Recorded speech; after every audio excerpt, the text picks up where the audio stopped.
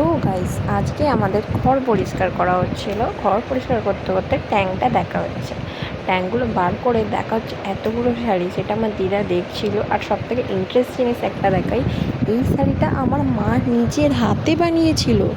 হ্যাঁ, আমি তো শকড। আগেকার যুগে কি এরকম হতো নাকি? জাস্ট শাড়িটার ডিজাইন দেখো, আমি জাস্ট থেকে বিশ্বাসই করতে পারছিলাম না যে এত সুন্দর ডিজাইন আমার মা বানিয়েছে।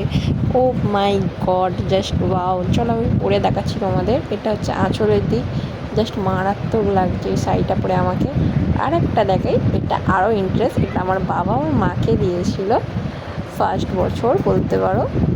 আমাকে তো পরে বেশ ভালোই লাগছে, আমি খুব খুশি এই শাড়িটা পরে। ই আর এটা হচ্ছে আমার ছোটো মাসির শাড়ি। এই শাড়িটা একটা আলাদাই ভাইব আছে ভাই, আলাদাই। কি সুন্দর চুমকির মতো ডিজাইন করা, দেখো।